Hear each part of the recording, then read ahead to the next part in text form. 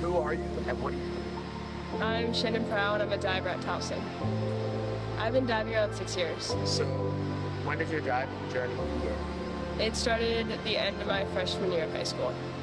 It was fun. It was more just, I joined the high school team, so I was more just excited just to like do a different sport. Because all I've done growing up was gymnastics. I didn't get to do any other sports, so I was excited to try something new. I really did a big transition the end of my freshman year, so I dove all of my freshman year doing high school, but it wasn't really like actually diving. It was just kind of just getting on the boards and doing whatever I could from like gymnastics. But it was actually the end of my freshman year that I started getting actually into and got on the club team. COVID was really hard just because everything in my county got shut down. So to get to any pool that was actually diving, it was either outside in October that we were diving or it was an hour and a half away. So that was really difficult.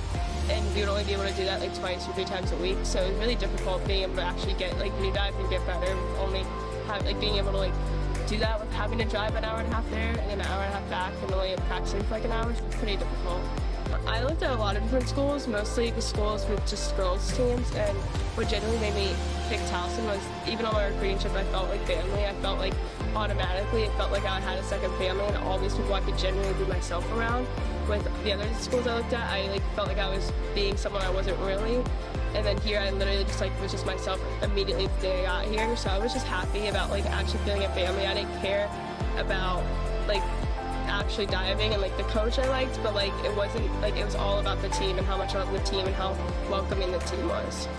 It's been hard, but I think because I've had so many coaches along the way and like so many coaches changes, I think because we came in and I committed to a coach and they left before I even got here, I think that was honestly the best choice, just because I would have been upset if I actually got coached by them when they left. But then the coach we just had left as well, and I think just having those changes with so many different coaches before I even came to college like helped me like be able to be adaptable to change, which has helped me a lot now. But it's also been difficult, like getting so comfortable with the coach and then having to change and like get a new coach has been hard. I didn't really take breaks in diving. Last summer I didn't want to take a break. I literally dove almost every day. I tried to. I went to Texas diving camp as a counselor and dove every day. Like I was really dedicated to diving, but I think that's why it burnt me out last year and I was just such a perfectionist with diving. This past summer I kind of wanted to just work and like relax and enjoy a summer without diving and see how that went. And I think I found the love of it just watching it in the Olympics and like seeing like how they have persevered and all of that. So I think it honestly benefited me and like regained my confidence and like I could see what I was doing like with taking a break and like seeing how that could have like helped me. So I think it honestly helped me a lot with just my confidence and like my mentality, just because diving is more mental than it is physical. Like you can go up there and you can like say you can't do it, but like your body knows what it's doing and like you can make it even on a bad day when your legs are sore. Like, it's a lot more mental than it is physical in the sport. So genuinely like taking the break mentally, it helped me a lot.